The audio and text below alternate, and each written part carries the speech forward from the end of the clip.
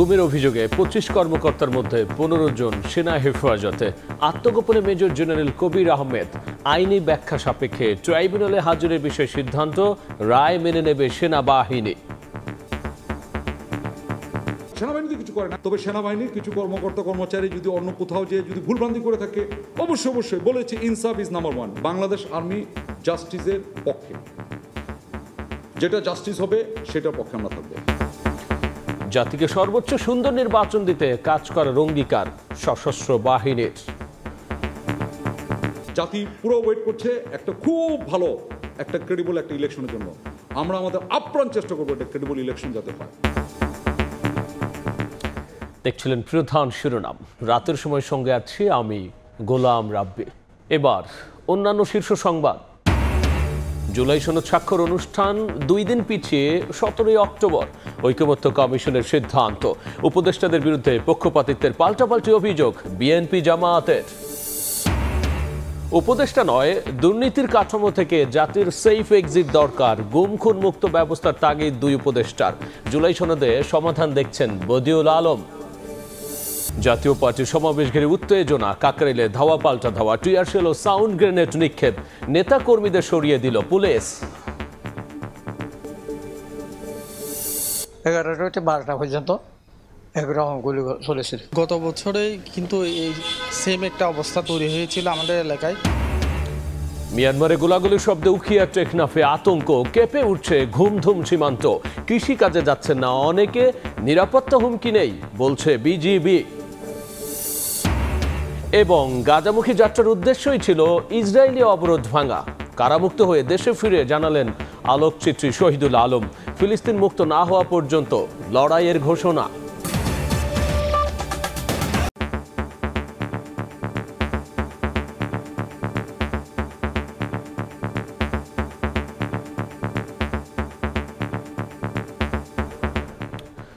গুমের অভিযোগে গ্রেফতারি পরোয়ানা জারি হওয়া 15 সেনা কর্মকর্তাকে হেফাজতে নিয়েছে সেনাবাহিনী।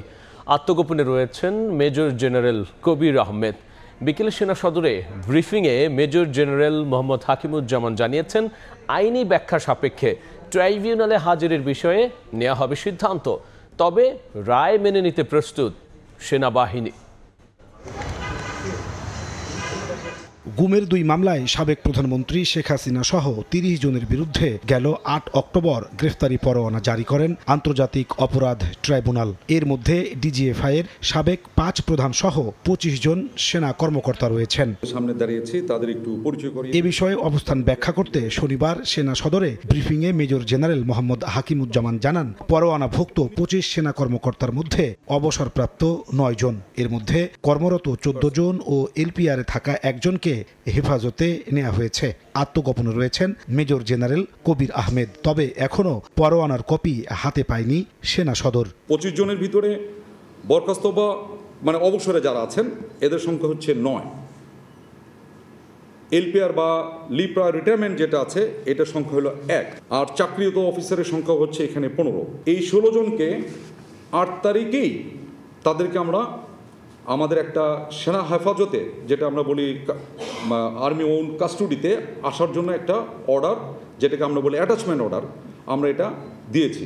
মেজর জেনারেল কবির ওনার ওয়াইফেও যোগাযোগ করার চেষ্টা করেছেন, এখন পর্যন্ত তার সাথে আর কোনো যোগাযোগ হচ্ছে না। 15 জনের মধ্যে একজনকেই শুধু মিসিং, বাকি সবাই জয়েন করেছে, এই হেফাজতে চলে আসছে। 22 অক্টোবর অভিযুক্তদের ট্রাইব্যুনালে হাজির হওয়ার নির্দেশের বিষয়ে সেনাবাহিনী বলছে, আইনি ব্যাখ্যা সাপেক্ষে সিদ্ধান্ত নেওয়া হবে, তবে রায় মেনে নেবে বাহিনী। ডেল্টার একটা আইনগত ব্যাখ্যার প্রয়োজন আছে, ওই আইনগত ব্যাখ্যা আমরা চাচ্ছি। ওই আইনগত ব্যাখ্যা পাওয়ার পরে আমরা যেটা 22 তারিখ যেটা সবার মাথার ভিতরে ঘুরছে, ওই আইনগতভাবে আমরা ইনশাল্লাহ ব্যবস্থা নেব। যেটা গুম কমিশনের যে সেকেন্ড রিপোর্ট, যেটা ইন্টারিম রিপোর্ট, ওখানেও তারা বলেছে as an organization Bangladesh Army was not at all involved with disappearance, forceful disappearance. এটা কতিপয় আমাদের অফিসার হয়তো র্যাবে ছিল, হয়তো ডিজিএফআইতে ছিল, ইত্যাদি জায়গা থেকে, নট ইনসাইড আর্মি থেকে কিন্তু না। একদম স্পষ্ট ভাষায় বলে দিচ্ছে বাংলাদেশ আর্মি জাস্টিসের পক্ষে, যেটা জাস্টিস হবে সেটার পক্ষে আমরা থাকবো। ইনসাফ, নো কম্প্রোমাইজ উইথ ইনসাফ। জাতিকে সর্বোচ্চ ভালো নির্বাচন উপহার দিতে সেনাবাহিনী প্রতিশ্রুতিবদ্ধ বলেও জানান মেজর জেনারেল হাকিমুজ্জামান। এই অনুযায়ী আমরা প্রস্তুতি নিচ্ছি। প্রস্তুতিগুলোর ভিতরে আমাদের ট্রেনিং, আমাদের অ্যাডমিনিস্ট্রেশন, আমাদের প্রমোশন, আমাদের পোস্টিং, যাবতীয় যা আছে এইটা নিয়ে আমরা এইটাকে ফোকাস করে সাজিয়ে নিচ্ছি। জাতি পুরো ওয়েট করছে একটা খুব ভালো একটা ক্রেডিবল একটা ইলেকশনের জন্য। আমরা আমাদের আপ্রাণ চেষ্টা করবো এটা ক্রেডিবল ইলেকশন যাতে হয়। আমরা দেশের জন্য যেটা সবচেয়ে ভালো হবে আমরা চেষ্টা করবো আমাদের জীবন দিয়ে হলেও করতে। ভোটের সময় বর্তমানে মাঠে থাকা সেনা সদস্যের 3 গুণ দায়িত্ব পালন করবে বলেও জানান এই সেনা কর্মকর্তা। আমরা জীবন দিয়ে হলেও চেষ্টা করব। নাজমুস সালেহী, সময় সংবাদ, ঢাকা। কয়েকটি দলকে দেশের ভবিষ্যৎ ঠিক করার দায়িত্ব জনগণ দেয়নি বলে মন্তব্য করেছেন বিএনপির স্থায়ী কমিটির সদস্য আমির খসরু মাহমুদ চৌধুরী। পিআর আর জুলাই সনদে জনগণের ম্যান্ডেট লাগবে জানান বিএনপির এই নেতা। দুপুরে কসমস সেন্টারে আয়োজিত নির্বাচন পদ্ধতি নিয়ে সেমিনারে জামাত আবারও পিআর পদ্ধতির পক্ষে নিজেদের অবস্থান তুলে ধরে। দেশের ভালোর জন্য সবাইকে ছাড় দিয়ে ঐক্য তৈরি করে নির্বাচনের পথে হাঁটার আহ্বান রাজনীতিকদের। রাষ্ট্র কাঠামো সংস্কার নিয়ে 3 দফা আলোচনার ফসল জুলাই সনদ।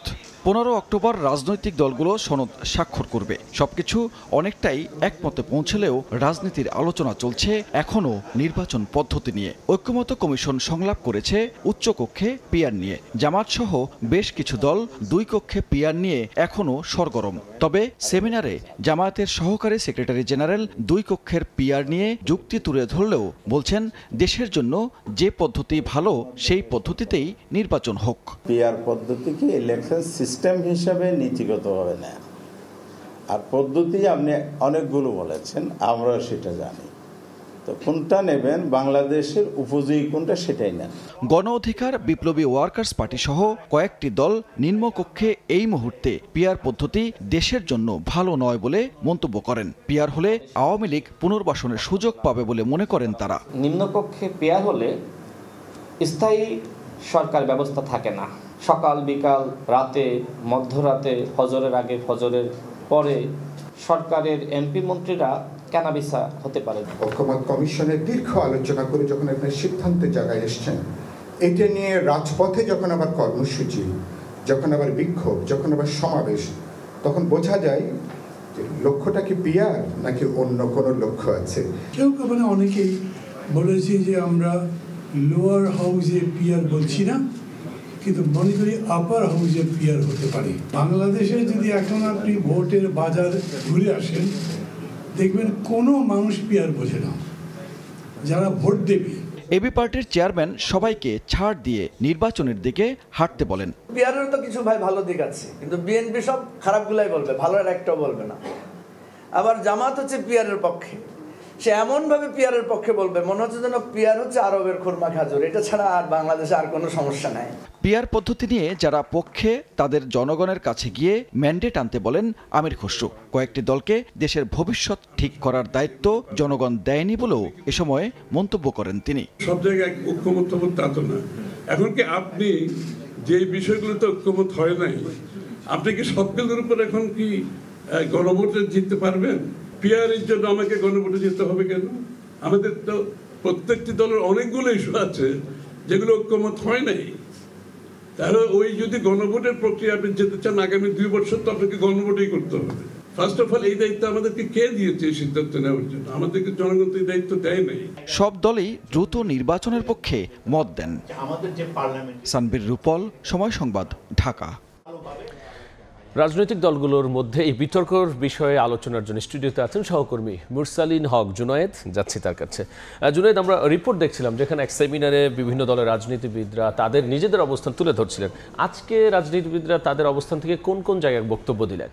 রাব্বি, আপনাকে ধন্যবাদ। আজ যে বেশ বড় ধরনের একটি সেমিনারে বলা চলে যে দেশের গুরুত্বপূর্ণ বেশ কয়েকটা রাজনৈতিক দল যারা ঐক্যমত্য কমিশনেও যোগ দিয়েছিলেন আলোচনার প্রেক্ষিতে, সেই দলগুলোর যারা শীর্ষ নেতা রয়েছেন তারা এখানে যুক্ত হয়েছিলেন এবং সেই যুক্ত হওয়ার প্রেক্ষিতে যে বিষয়টি সবচেয়ে সামনে চলে এসেছে সেটি অনেকদিন ধরে আলোচনা চলছে, আনুপাতিক পদ্ধতি বা পিআর পদ্ধতিতে যে নির্বাচন সেটির প্রসঙ্গে কথা হয়েছে। এবং আমরা এই যে প্রতিবেদনটি দেখেছি সেই প্রতিবেদনের সূত্র ধরে আমরা মূল বক্তব্যগুলো একবার একটু দেখে নিতে চাই। রাব্বি, বিপ্লবী কংগ্রেস পার্টির সাইফুল হক তিনি প্রশ্ন তুলেছেন পিআর দাবির উদ্দেশ্য নিয়ে। তিনি মূলত যে বিষয়টি দৃষ্টি দেওয়ার চেষ্টা করেছেন যে তিনি বলছেন এই পিআরের যে আলোচনা এটি মূলত ঐকমত্য কমিশনের যেই প্রস্তাবনাগুলো ছিল সেখানে ছিল না। তবুও রাজনৈতিক দলগুলো উচ্চ কক্ষের কথা বলেছেন, কিন্তু নিম্ন কক্ষ নিয়ে এই আলোচনা চলমান থাকা অবস্থায় কেন মাঠে নামা হয়েছে এই বিষয়টি খুঁজে বের করার জন্য তিনি দাবি জানিয়েছেন। মাহমুদুর রহমান মান্না বলে দিয়েছেন জনগণ পিআর পদ্ধতি বোঝে না, এটি মূলত বোঝাতে চেয়েছেন তিনি। মাঠ পর্যায়ে সাধারণ যে ভোটাররা রয়েছেন যারা ভোট দেবেন তাদের কাছে এখনও এই পিআর পদ্ধতির প্রয়োগ এবং বাস্তবায়ন কিভাবে হবে এই বিষয়টি জনগণই এখনও জানেন না, সেই বিবেচনার দিক থেকে তিনি এই মন্তব্যটি করেছিলেন। এবং বিএনপি স্থায়ী কমিটির সদস্য আমির খসরু মাহমুদ চৌধুরী যেটি বলেছেন পিআর ও জুলাই সনদে জনগণের ম্যান্ডেট লাগবে। এটি দীর্ঘদিন ধরেই বিএনপির পক্ষ থেকে বলা হয়েছিল যে যতটুকু বিষয় ঐকমত্যে পৌঁছানো যাবে ততটুকু নিয়েই নির্বাচনের পথে এগিয়ে যেতে হবে, এবং যেগুলো ঐকমত্য হবে না স্বাভাবিকভাবে রাজনৈতিক দলগুলোর মতাদর্শের নানান ভিন্নতা থাকবে সেগুলো নিয়ে ইশতেহারে যুক্ত করে জনগণের ম্যান্ডেট নিয়ে সংসদে আসার জন্য। আর জামায়াতের যে সেক্রেটারি জেনারেল আহমেদুর রহমান আজাদ শেষ পর্যন্ত কিন্তু তিনি বলেছেন নীতিগতভাবে পিআরের পদ্ধতিটি গ্রহণ করতে হবে, যদিও তিনি আরেকটি কথাও বলেছেন যেটি দেশ জনগণ ও ভোটারদের জন্য মঙ্গল হয় সেই পদ্ধতিতে যাওয়ার জন্য। কিন্তু সেক্ষেত্রে মুরসালিন আমরা যদি প্রথম কথা এবং শেষের কথার মধ্যে যাই, যে রাজনীতিবিদ সাইফুল হক বলছেন যে এটির উদ্দেশ্য নিয়ে, সেক্ষেত্রে জামাত কি কোনো পাল্টা বক্তব্য দিয়েছে?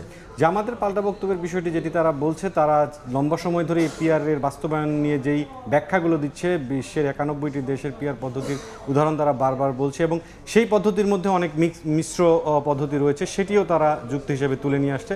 এ কারণেই শেষ পর্যন্ত হামিদুর রহমান আজাদ আজ বলেছেন যে যেটি আসলে শেষ পর্যন্ত দেশের জন্য মঙ্গল হয় সেই পদ্ধতিতে যাওয়ার জন্য। মুরসালিন, একই সাথে আমরা দেখছি যে এই যে পিআর পদ্ধতি নিয়ে যেমন তর্ক বিতর্ক চলছে, একই সাথে কিন্তু প্রশাসন এবং উপদেষ্টা কে কার পক্ষে কাজ করছে এ নিয়েও কিন্তু আসলে রাজনীতিবিদরা কথা বলছেন। জি রাব্বি, আপনি সঠিক বলেছেন। জাতীয় নাগরিক পার্টির আহ্বায়ক নাহিদ ইসলাম সূত্রপাত করেছিলেন উপদেষ্টাদের নিয়ে এক ধরনের সমালোচনা, এবং আজ বিভিন্ন অনুষ্ঠানে বিএনপি এবং জামায়াতের পক্ষ থেকে উপদেষ্টাদের সমালোচনা করা হয়েছে। প্রতিবেদনটি আমরা দেখে নিব।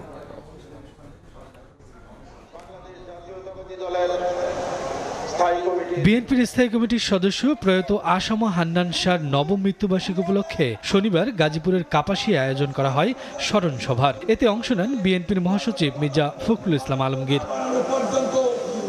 নির্বাচন প্রসঙ্গে তিনি বলেন, উপদেষ্টাদের কয়েকজন কোনো দলের পক্ষপাতিত্ব করছেন। নির্বাচনের সময় সরকার ও উপদেষ্টাদের শতভাগ নিরপেক্ষ থাকার আহ্বান জানান বিএনপি মহাসচিব। খুব পরিষ্কার করে বলে দিতে চাই এই সরকারকে, এই অন্তর্বর্তী সরকারকে, যে আপনি শতভাগ নিরপেক্ষ থাকবেন।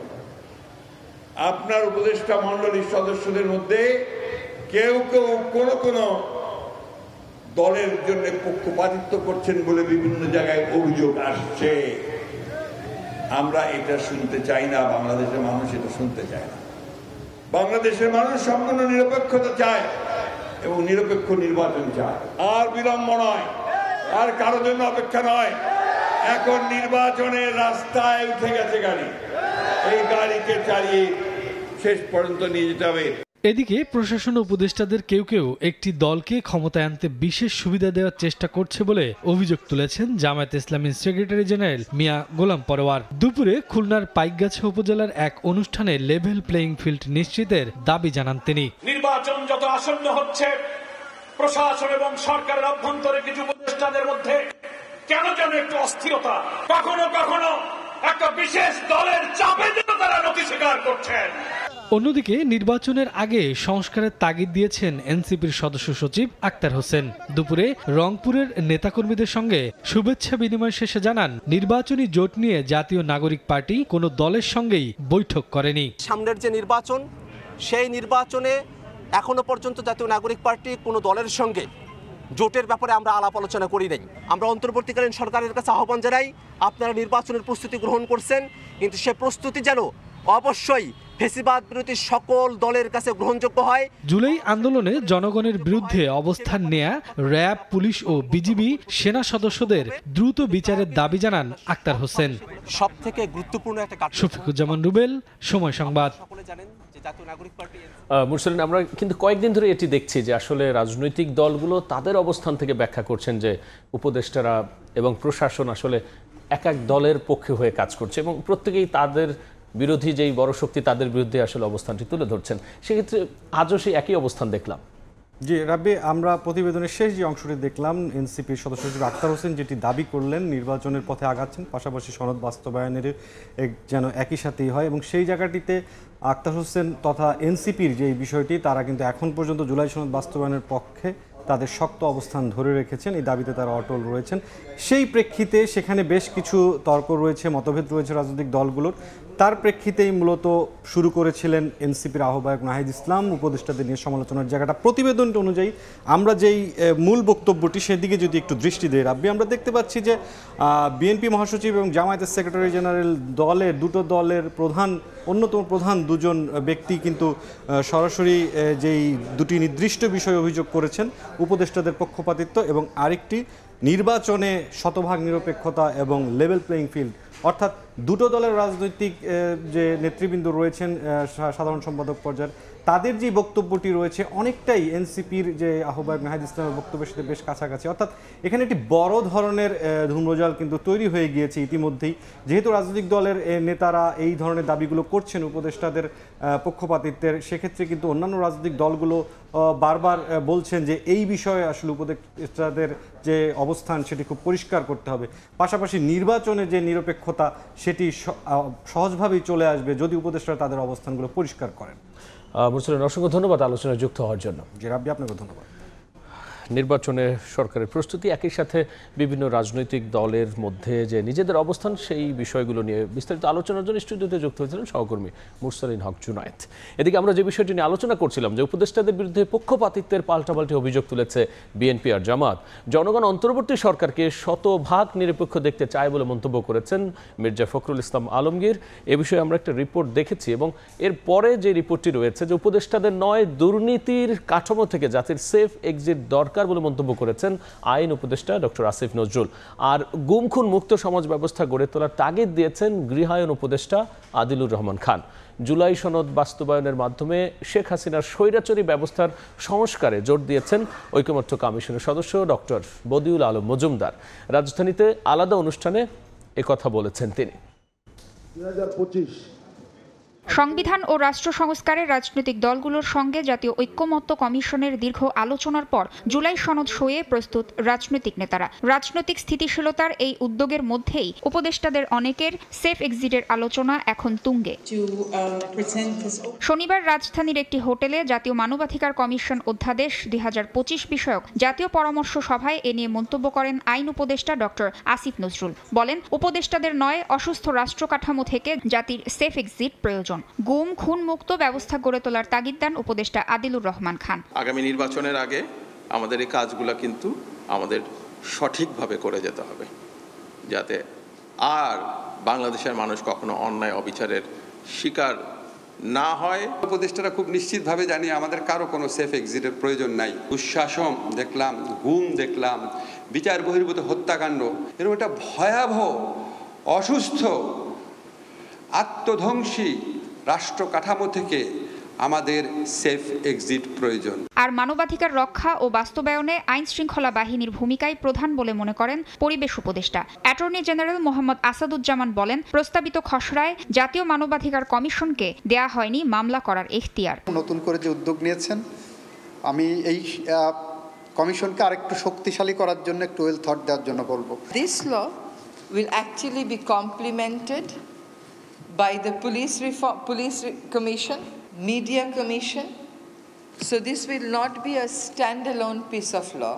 এদিকে এফটিসিতে গণতন্ত্র সুরক্ষায় আগামী নির্বাচনের গুরুত্ব নিয়ে ছায়া সংসদ বিতর্ক অনুষ্ঠানে জাতীয় ঐক্যমত্য কমিশনের সদস্য ডক্টর বদিউল আলম মজুমদার বলেন, জুলাই সনদ বাস্তবায়নের মাধ্যমে শেখ হাসিনার স্বৈরাচারী ব্যবস্থার সংস্কার দরকার। শেখ হাসিনা স্বৈরাচার ছিল, ফ্যাসিস্ট ছিল, শেখ হাসিনা পালিয়ে গিয়েছে, কিন্তু শেখ হাসিনা স্বৈরাচারী ব্যবস্থা রেখে গিয়েছে। আবারও যদি সেই রকম স্বৈরাচার প্রতিষ্ঠিত হয় আবারও আপনাদের জীবন ঝুঁকিতে পড়তে পারে। তাই এই গণভোটটা যাতে পাস হয় সেই রকম সর্বশক্তি নিয়োগ করবেন আপনারা। জুলাই সনদ নিয়ে গণভোটে হ্যাঁ ভোটের পক্ষে জনমত গড়ে তুলতে সর্বশক্তি নিয়োগের জন্য সবার প্রতি আহ্বান জানান সুজন সম্পাদক। তাসনিয়া নিশাত মিম, সময় সংবাদ, ঢাকা। 2 দিন পিছিয়ে জুলাই জাতীয় সনদ স্বাক্ষর অনুষ্ঠান হবে 17 অক্টোবর বিকেলে রাষ্ট্রীয় অতিথি ভবন যমুনায় প্রধান উপদেষ্টা ডক্টর মোহাম্মদ ইউনূসের সভাপতিত্বে অনুষ্ঠিত বৈঠকে এই সিদ্ধান্ত নিয়েছে ঐকমত্য কমিশন। বৈঠক শেষে কমিশন সহ সভাপতি অধ্যাপক আলী রিয়াজ জানিয়েছেন, আগ্রহী জনগণের অংশগ্রহণের সুবিধার্থে অনুষ্ঠানটি বুধবারের পরিবর্তে 17 অক্টোবর শুক্রবার বিকেলে জাতীয় সংসদ ভবনের দক্ষিণ প্লাজায় অনুষ্ঠিত হবে। জুলাই জাতীয় সনদ স্বাক্ষর অনুষ্ঠানে বিভিন্ন রাজনৈতিক দল ও জোটের প্রতিনিধিরা অংশ নেবেন। এছাড়াও বিভিন্ন শ্রেণী পেশার প্রতিনিধিদের আমন্ত্রণ জানানো হবে ওই অনুষ্ঠানে। কর্মী সমাবেশকে কেন্দ্র করে আবারও উত্তপ্ত কাকরাইলে জাতীয় পার্টির কেন্দ্রীয় কার্যালয় এলাকা। দফায় দফায় ঘটেছে পুলিশের সঙ্গে ধাওয়া পাল্টা ধাওয়ার ঘটনা, আর পরিস্থিতি নিয়ন্ত্রণে টিয়ার শেল, সাউন্ড গ্রেনেড ও জল কামান নিক্ষেপ করে পুলিশ। শনিবার বিকেল 3টায় কাকরাইলে কেন্দ্রীয় কার্যালয়ের সামনে কর্মী সমাবেশের আয়োজন করে জাতীয় পার্টি। এর মধ্যে হঠাৎ উত্তপ্ত হয়ে ওঠে পরিস্থিতি। বিকেল 3:30টায় পুলিশ ও নেতাকর্মীদের মধ্যে উত্তেজনা ছড়িয়ে পড়ে। পরিস্থিতি নিয়ন্ত্রণে জলকামান, টিয়ার শেল ও সাউন্ড গ্রেনেড নিক্ষেপ করে পুলিশ। ছত্রভঙ্গ হয়ে নেতাকর্মীরা অবস্থান নেন অলিতে গলিতে। দফায় দফায় চলে ধাওয়া পাল্টা ধাওয়া। পুলিশ জানায়, অনুমতি ছাড়া রাস্তা আটকে কর্মসূচি পালন করছিল জাতীয় পার্টি। এতে যান চলাচলে বিঘ্ন ঘটছিল। বারবার অনুরোধ করলেও সরেননি তারা। বারবার বলার পরেও যখন শোনে নাই, তখন তো আমাদের আসলে এখানে কিছু করার ছিল না। আপনারা ডিসপার্স করার জন্য আমরা জাস্ট সাউন্ড গ্রেনেড এবং ওই যে আমরা ওয়াটার ক্যাননটা দিছি, আর অন্য কোনো কিছু করাও হয় না। সন্ধ্যায় আনুষ্ঠানিক প্রতিক্রিয়া জানান জাতীয় পার্টির মহাসচিব। স্বীকার করেন, অনুমতি না পেলেও পুলিশকে জানিয়েছেন তারা। অভিযোগ করেন, একটি বিশেষ মহলের নির্দেশে এমন দায়িত্বহীন ঘটনা ঘটিয়েছে পুলিশ। সম্পূর্ণ শান্তিপূর্ণ একটি প্রোগ্রামে পুলিশের এই অতিরিক্ত শক্তি প্রয়োগ, এখানে অসংখ্য মানুষ ছিল, স্ট্যাম্পিড হতে পারত, পদদলিত হতে পারত। পুলিশ সম্পূর্ণ দায়িত্বজ্ঞানহীন একটি আচরণ করেছে। যে রাষ্ট্র বা সরকার পিক অ্যান্ড চুজ করে আইনের শাসন প্রয়োগ করে, সে রাষ্ট্র বা সরকারের অধীনে সুষ্ঠু নির্বাচন করা অসম্ভব কঠিন।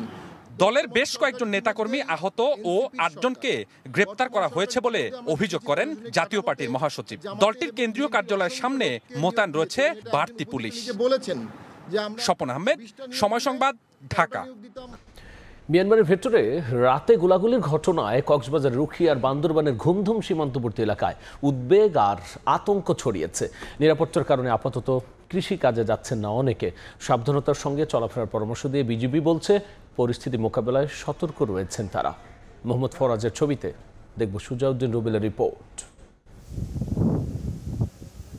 বাংলাদেশ মিয়ানমার সীমান্তের বান্দরবনের ঘুমধুম ও কক্সবাজারের উখিয়ার রহমতের বিল এলাকা। রাতের নীরবতা ভেঙে গভীর রাতে শোনা যায় প্রচণ্ড গোলাগুলির শব্দ। মিয়ানমারের অভ্যন্তরে চলা এই সংঘর্ষ আতঙ্ক ছড়িয়েছে সীমান্তবর্তী জনপদে। 11টা থেকে 12টা পর্যন্ত একরকম গুলি চলেছিল। বান্দরবনের ঘুমধুম সীমান্তেও মিয়ানমারের ভেতরের গোলাগুলির আওয়াজ ভেসে আসে। গত বছরেই কিন্তু এই সেম একটা অবস্থা তৈরি হয়েছিল আমাদের এলাকায়, এবং ইনসিডেন্টলি একটা মানুষ মারাও গিয়েছিল। গোলাগুলির বইয়ের হারে গুদা না যায়, দানতা সাইকেল না যায়। সীমান্তবর্তী বাসিন্দাদের আতঙ্ক দূর করতে সচেতনতা বৃদ্ধি ও সতর্কতা অবলম্বনের উদ্যোগ নেওয়া হয়েছে বলে জানিয়েছেন স্থানীয় জনপ্রতিনিধিরা। যে কোনো মুহূর্তে তারা আবার দাঙ্গা করতে পারে, যে কোনোভাবে আমাদের সতর্ক থাকতে হবে। তবে বিজিবি বলছে, সংঘর্ষ পুরোপুরি মিয়ানমারের অভ্যন্তরে। বাংলাদেশ সীমান্তে এখনো কোনো নিরাপত্তা হুমকি নেই। আমাদের সীমান্তবর্তী এলাকায় বিভিন্ন সময়ে মায়ানমারের অভ্যন্তরে সংঘর্ষ ঘটে, যা বাংলাদেশের ভেতরে নয়। এই ধরনের পরিস্থিতি মোকাবেলায় বিজিবি সর্বদা প্রস্তুত। বাংলাদেশ মিয়ানমার প্রায় 271 কিলোমিটার সীমান্ত জুড়ে টহল ও নজরদারি জোরদার করেছে বিজিবি। সুজাউদ্দিন রুবেল, সময় সংবাদ, কক্সবাজার। গাজামুখী নৌভর সুমুদ ফ্লোটিলা ইসরায়েল আক্রমণ, আটক ও কারাগারের অভিজ্ঞতা তুলে ধরলেন আলোকচিত্রী শহীদুল আলম। বিতর্কিত ভূমিকার জন্য আন্তর্জাতিক সম্প্রদায় ও গণমাধ্যমের সমালোচনাও করেছেন তিনি। ঘোষণা দেন কর্মীদের সমন্বয়ে নতুন প্ল্যাটফর্ম তৈরিরও।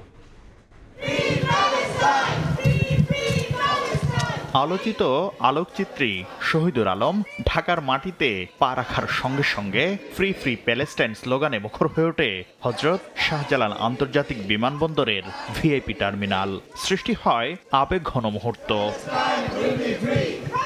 গাজায় ইসরায়েলি অবরোধ ভাঙতে সমুদ্রপথে যাত্রা করা গ্লোবাল সমুদ ফ্লোটিলায় অংশ নেন শহীদুল আলম। পরে ইসরায়েলি বাহিনীর হাতে অপহরণের শিকার হন তিনি। কিছুদিন কারাগারে আটক থাকার পর বাংলাদেশ সরকারের প্রচেষ্টায় শনিবার দেশে ফিরেন তিনি। পরে বিকালে পান্থপথের দৃকপাঠ ভবনে সংবাদ সম্মেলন করেন শহীদুল আলম।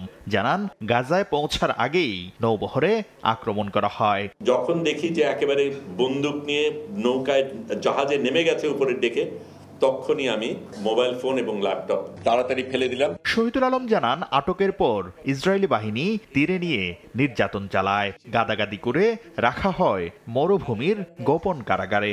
এ সময় প্রতিবাদ স্বরূপ অনশন করেন শহীদুল আলম ও তার সঙ্গীরা। মরুভূমির মাঝখানে একটা জেল আছে, সেইটাতে আমাদের রাখা হয়েছিল।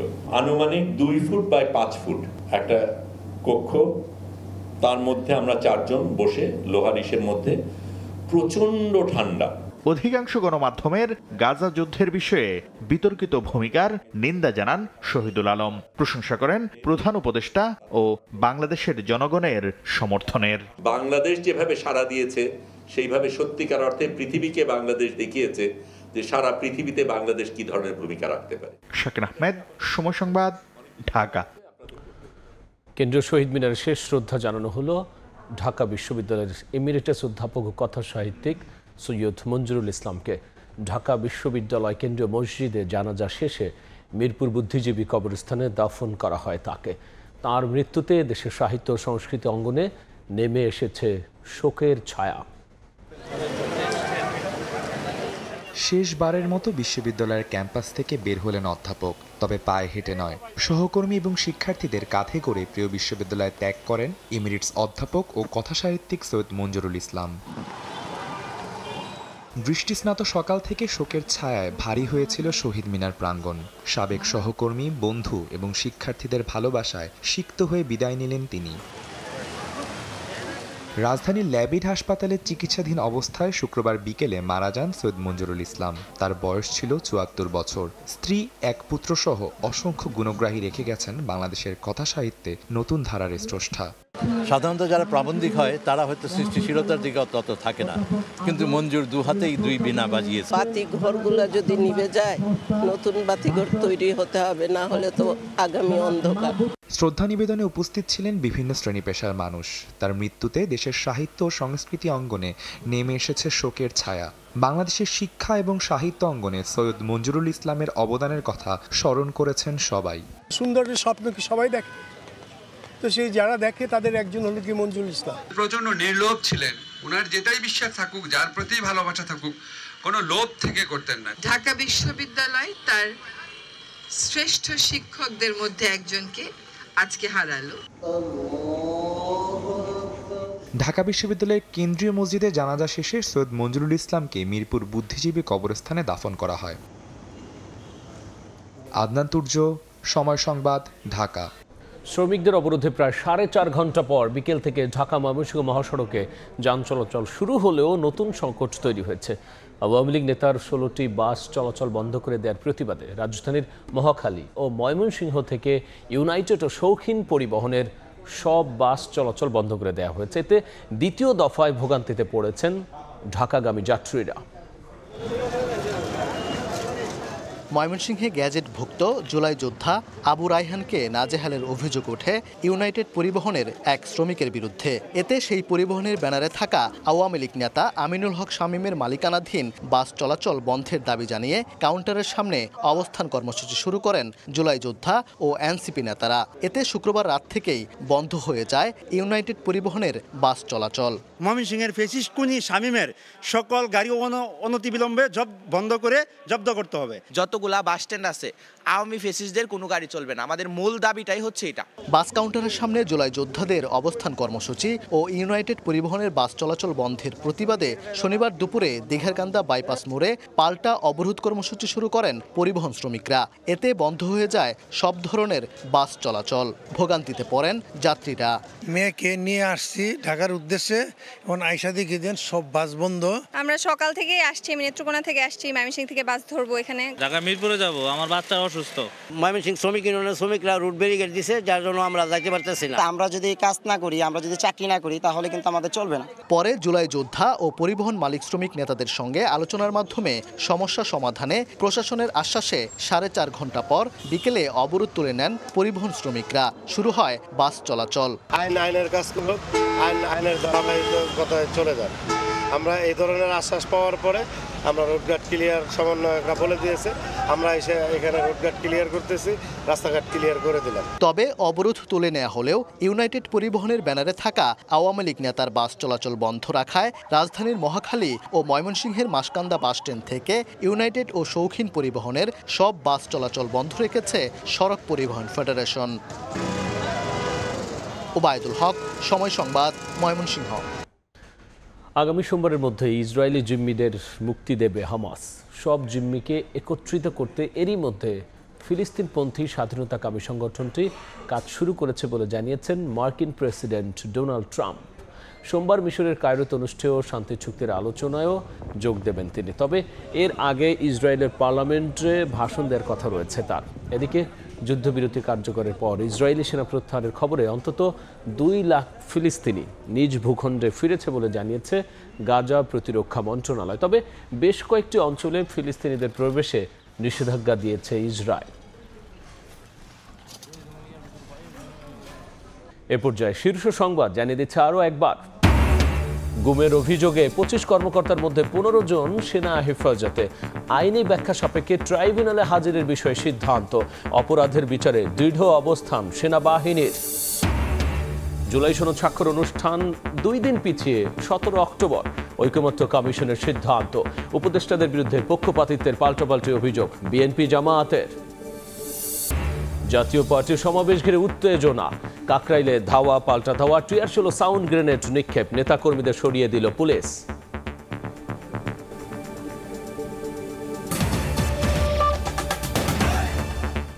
এই ছিল রাতের সময়। এরপর দেখবেন সম্পাদকীয়। সঙ্গেই থাকুন সময়।